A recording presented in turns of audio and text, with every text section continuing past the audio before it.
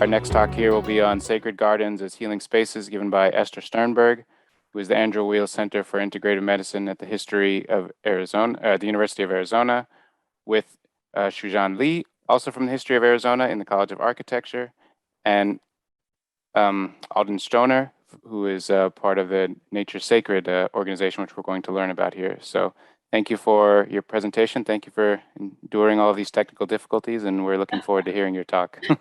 Well, thank you so much, Aaron, for introducing us and for inviting us to speak at this really unique conference. And it's always good when you're going to be talking about how to reduce stress, to increase our stress at the beginning of the talk by having technical difficulties. So thank you for all your work on fixing this, including Katerina.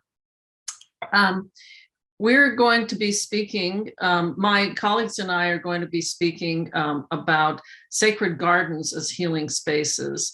And I'm going to introduce Shujuan Li, who's an associate professor at the College of Architecture, Planning and Landscape Architecture at the University of Arizona, and Alden Stoner, who is CEO of Nature Sacred, an organization that builds and maintains sacred gardens across the United States. We are each going to present a piece of this talk, starting with Alden Stoner, who's going to talk about the power of sacred places, nearby community-led green spaces.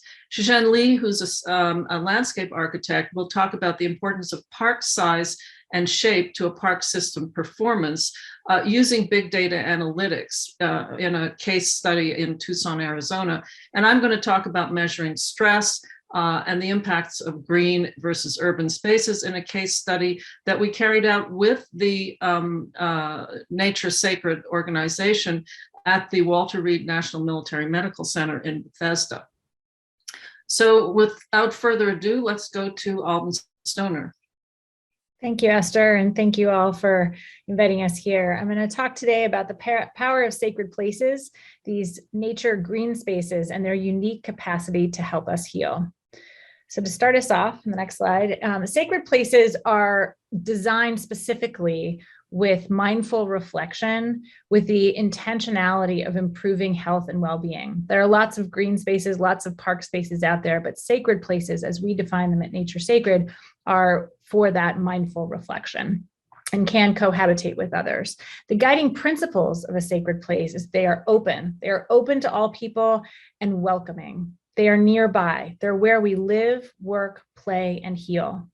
They are sacred because they are designed for that mindful reflection, and they are community-led. It is a community that helps define that space, and it's the community that helps make it sacred to that community. So next are the 5 design elements. This is after 25 years of working in this space and creating over 100 gardens across the country. We have 5 key design elements. And the first is a portal, to know that you've entered a new space. A second is a path to meander, and that also lets your mind meander. A destination, someplace to focus your attention. And then a sense of surround, something to know that you are okay, which also we know lowers cortisol levels. And then the final element of each one of our sacred places is a Nature Sacred signature bench. And under that bench is tucked a little waterproof yellow journal for people to write their reflections. But at the heart of it all is the fire soul. The fire soul is a volunteer community leader, someone who identifies the need for nearby green space, who is well regarded within their community, who can bring people together, and who also end up providing a number of other essential services in our sacred places, such as COVID tests, food relief, school supplies, other things, yoga, all kinds of different things. Next slide. So in our first 25 years at Nature Sacred, we have created over 100 sacred places across the United States. We started in the Baltimore, Annapolis, Washington area, which is why there's a concentration there, but we're broadening out into a national footprint. We have built a model, so a framework on both how to create them, the process, and then the long-term stewardship. We have worked with a number of esteemed researchers, including our very own Esther Sternberg, and she'll be talking more about that later in the presentation. And we've also created what we call a Fire Soul network. So there are these incredible community leaders. How can we as an organization help continue their work, help them steward it, support them. And so that Firestone network includes peer-to-peer learning, education, mental health support, as well as enrichment and enhancement grant support over the long haul. So I'm going to show you a couple of before and afters to give you a sense. This is a corner vacant lot in Baltimore that was riddled with drug problems. There was a great deal of violence on this corner associated with that. And this is the before, and the next slide. This is what it became. So it was a very small swath of land that ended up being an acupuncture point for this part of Baltimore. It didn't eliminate the problems of, drug use and all that, but it moved it away from here. And this is community led. They decided, the community decided that they wanted this space to honor the people who had been lost, and also to look to the future for their community and their overall well-being. Next slide. This is another sacred place in Baltimore, or the early site. You can see there's a good deal of activity and community building here. And the next slide shows you what happened and when it became the Serenity Garden. So the sort of reflective space is to the left, and then there's also a stage built here. This was a returning citizens graduation that happened in the spring of 2020 as COVID was raging and people couldn't connect up. These are folks who are returning back into society, and this is a sacred place for people to gather and commune with nature and with each other. So this is a sacred place at Johns Hopkins Medical. So we often partner with healthcare facilities. This is actually about a 20-year-old sacred place that at Johns Hopkins Bayview. And it for years has served both the staff, both nurses, physicians, and others, as well as family members. And in COVID actually became a critical space. This was the outdoor waiting room for people, because as we all know, people, at least in the United States, weren't able to go in, family members weren't able to go in when people were having procedures done. And so this is where physicians and nurses would come meet the families. So it allowed family members to take a breath and to actually do some walking meditation through the labyrinth and then write their reflections in the journal. This is Mount Olivet Cemetery in Washington, D.C. This is an example of where we worked with the Nature Conservancy to where they were providing some of the stormwater remediation and green infrastructure below the land, if you will, or within the land. And then we brought the community organizing aspect to bring some really disparate communities together around creating a healing space that all members of the diverse community around there really felt reflected their values and what it is they wanted to see in that space.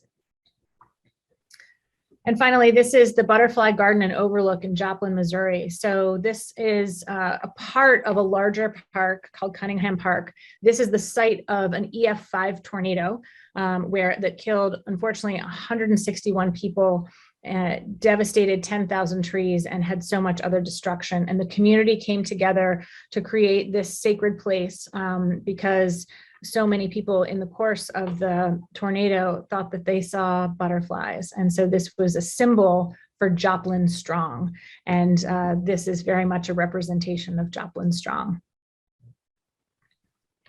So as I mentioned, we have worked with some incredible partners on really, about 10 or 15 years ago, starting to think about the research aspects and the impacts of these green spaces.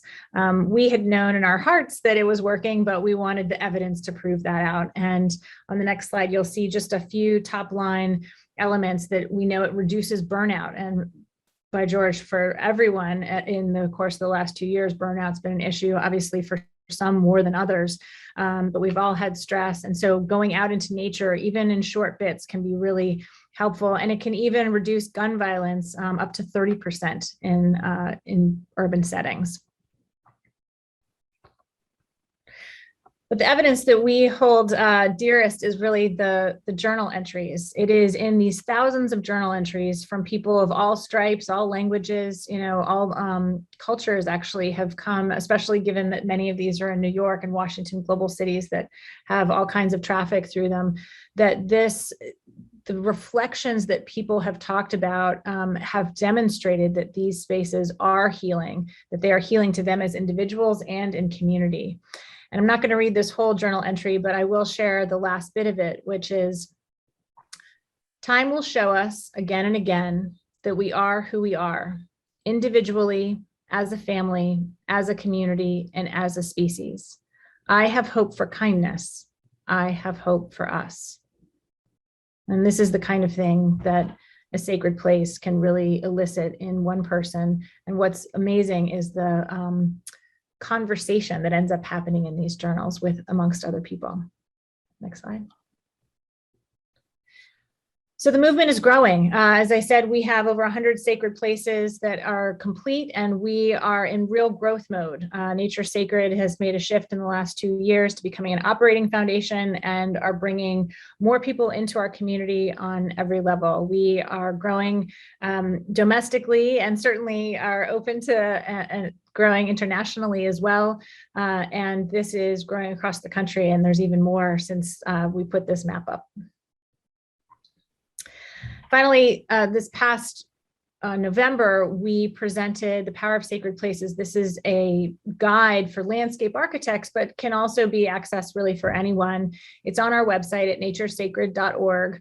And it's a compilation of research that helps ground the design elements and how to create some of these sacred places, because we believe that communities on every corner need access to this nearby nature and can come together to really stitch themselves and their communities together. Thank you. Well, thank you very much, Alden, for this really inspiring talk and providing information on how to go about creating these sacred places. I'm going to turn now to Shujuan Li, Associate Professor at the College of Architecture, Planning, and Landscape Architecture at the University of Arizona, who's going to talk about one interesting and very informative way of measuring the park's impact on a system and the park's size and performance using big data analytics. So Shujuan Li. Thank you, Esther. So here we did a study about open parks in the city of Tucson. So we all know that parks as a critical important component of green space in urban area, they provided essential services to urban residents, including recreation opportunities and also places for social interactions. I think more important, and also what previous studies have confirmed, that there are significant correlation between the number of visits and the length of stay in urban parks with health and well-being benefits. Next slide, please. So about the previous study about park use and park visits, major methods used many like survey, observation, or interviews. These methods are effective in studying one or a few parks, but this would be resource intensive and also time consuming when we want to study the park system in an urban area. Next slide, please. So this study, we use a mobile big data, and with mobile big data, it's possible to study urban area, the park visits at larger scale. And so we obtained the data set from SafeGraph that captures human movement behavior based on the aggregated mobile device data in 2019. Next slide, please. So in this study, as we said, we studied the park system in the city of Tucson.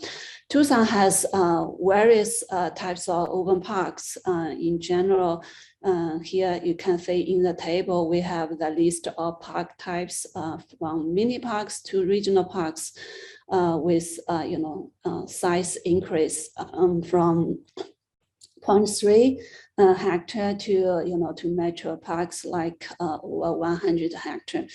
River parks are similar to metro parks and regional parks in size, but they are in the shape of the kind of elongated linear shape. And each type of park is designed and planned with certain service radius and also different types of amenities. Based on the service radius and also park quality, the city of Tucson mapped the level of park services across the city of Tucson. And the red area represent area with good higher level of park services, and the yellow is area with lower level of park services. But level of park services does not equal to level of park use. Next slide, please. So in this study, we studied 144 parks in total, including mini parks, regional parks, and many different types of parks here. And here I want to mention one thing that you can see that as the dominant park types are neighborhood parks. There are 77 neighborhood parks included in study, but like a regional park, only 9, but the regional parks accounts for over 65% of park land area. In contrast, mini park only account for around 0.1% of park land. So next slide, please. So we plot the park visit distribution over time in 2019. This is monthly park visits in our study area. You can see that the spring and the fall are the popular seasons for open park visits in the city of Tucson. Next slide, please. During weekdays and weekends, different types of parks also present different patterns. Overall, in general, large parks like regional parks, metro parks, they attract more park visits during weekend. But during weekdays, people tend to visit close mini parks, neighborhood parks. So smaller parks are more attractive. Next slide, please. So overall, based on the plot of the time distribution of park visit, we think that the big data has the capability to capture park visit variations across time.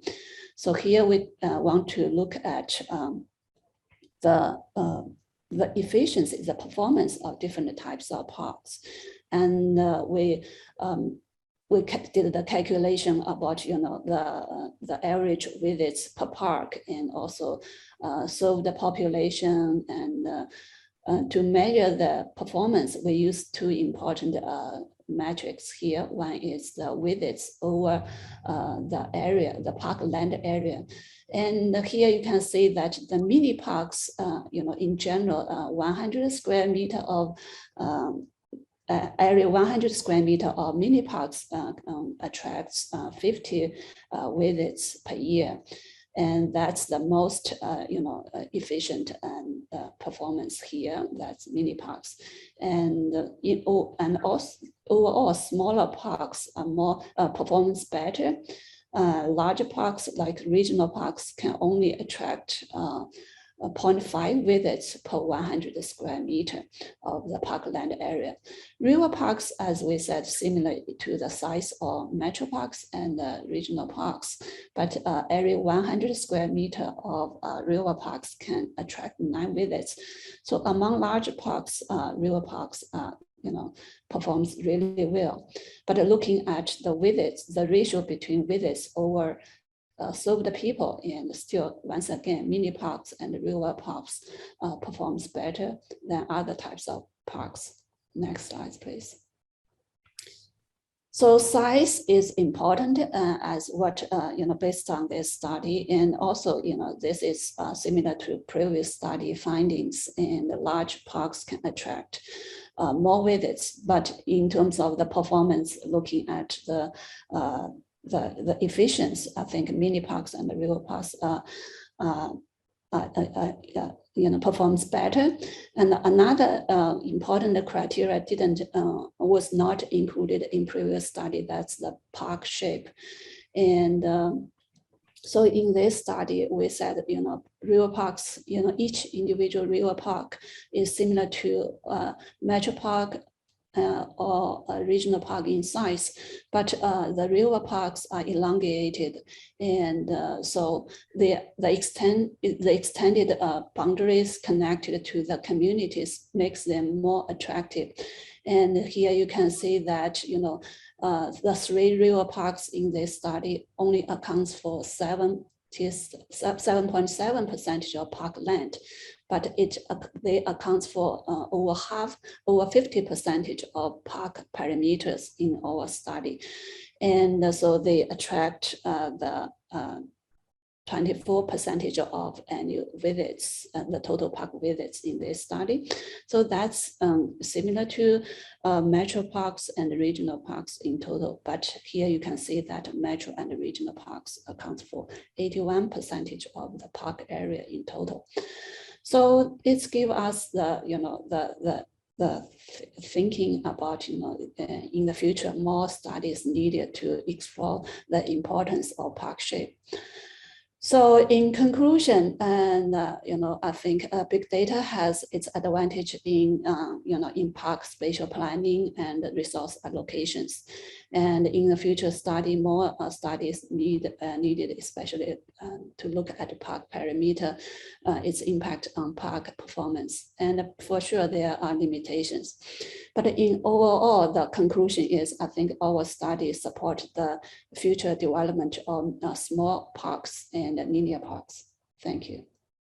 Thank you so much, Shujuan. What I find particularly interesting about Shujuan's study is using a completely different park system, a completely different approach to analyzing the efficiency of the parks. She has found that mini parks, which are exactly the kind of parks that Nature Sacred designs, are amongst the most efficient for servicing the population. So I find that really exciting using big data analytics. I'm going to show another way of assessing the impact of green versus urban spaces in a case study called the Green Road Project at the Walter Reed National Military Medical Center in Bethesda. I began this working with Nature Sacred when I was a senior scientist and section chief at the National Institutes of Health, and continue to do the analyses now that I'm at the University of Arizona as research director for the Andrew Weil Center for Integrative Medicine and director of the University of Arizona Institute on Place, Wellbeing, and Performance. So this is the Green Road. It was a retrofit of a path next to a branch of the Rock Creek that runs through what is effectively a military base. This is the iconic hospital tower of the Walter Reed National Military Medical Center that was designed by President Roosevelt during World War II. And what you see here on the left is the path, the urban path that the wounded warriors have to take to walk from there or to move from their residences to the hospital buildings. And the retrofit, which was carried out with landscape architects from the University of Arizona, the University of Maryland, with colleagues from the National Institutes of Health and the University of the Uniformed Services University, as well as Nature Sacred. This path was retrofitted to be ADA accessible and to include several spaces that are known to calm. We know that elements of place can stress or elements of place can calm. And elements that stress are noise, too much light, glare, uncomfortable temperature and humidity, crowding, odors, foul odors, and mazes. And as you can see on the left-hand side, the urban road exemplifies exactly that. The space elements that calm are nature sounds, diffuse light, comfortable temperature and humidity, views to nature and being in nature, nature fragrances, and labyrinths, as you saw in Alden Stoner's presentation, which is a walking meditation. And again, the right-hand side shows the path through the woods, which exemplifies all of these calming elements of space. So the calming elements of the Green Road include gathering spaces for social support, places to contemplate, to meditate, contact with nature, circadian light, that is bright light in the morning and dimmer light in the evening, quiet nature sounds, and gentle exercise. And this is an example of a gathering place that was designed in the retrofitted park where people could gather for picnics and playing music and so on. And this shows, again, the social support that can be gained from this quiet walking meditation. Why is this important? We know that chronic stress predisposes to increased severity and frequency of viral infection, decreased take rate of vaccine, prolonged wound healing, speeding of chromosomal aging, and speeding of cancer growth. And of course, amongst COVID, we all know how important it is to do what we can to increase our resiliency and reduce that impact of chronic stress on the immune system. All this happens because the stress hormones that are released during stress, that is cortisol primarily, is an immunosuppressive. It blunts the immune system's ability to fight infection, to mount an antibody response, to heal wounds, and so on. So if we're going to measure the impact of a space or place on the stress response and health, there are several ways to do it. This shows the way we measured the impact of the built environment office spaces in a federal building study that I carried out with the US General Services Administration that builds and operates all non-military federal buildings across the United States and around the world. And you can use measurable wearable devices. The device that's shown here actually is a device that was developed in Germany called MovieSense, and it tracks heart rate variability, that is the stress and relaxation response, posture, physical activity, and even sleep quality. You can also send questions to the smartphone and get subjective answers as to how people feel in a given space. In the Green Road study, we added salivary biomarkers, stress and immune biomarkers. That is, we collected saliva before and after the walk along either the urban pathway or the Green Road, and we measured a variety of biomarkers, molecules in there. This is data hot off the press, and it hasn't been published yet, but just to show you in these star plots, on the right-hand side, I want you to look at the green is the cortisol. These are all different cortisol metabolites. And on the orange is the cortisol levels in saliva and the cortisol metabolite levels in saliva in people walking the urban path. And this is aggregated data comparing the same person walking the urban path versus the green path. And you can see that this cortisol is significantly lower in saliva in walking the Green Road compared to the urban road. This is not terribly surprising, but we predicted that, but it's really exciting to see that we can actually see a difference in stress biomarkers. Interestingly, it's the opposite in the immune biomarkers. And what's particularly interesting about this is these biomarkers, interleukin 4, interleukin 10, interleukin 12, are all anti-inflammatory biomarkers. And what happens when you're stressed and when you release cortisol, cortisol suppresses pro-inflammatory cytokines and enhances anti-inflammatory cytokines. So that shifts the immune system to an anti-inflammatory pattern. So this is very interesting pilot data showing that there are really biological impacts of walking a green road versus the urban road, and that this sacred place, designed to be a sacred place, actually does reduce stress and improves biomarkers of health. So in conclusion, there is subjective and objective data that suggests that these kinds of sacred green spaces improve well-being and reduce stress.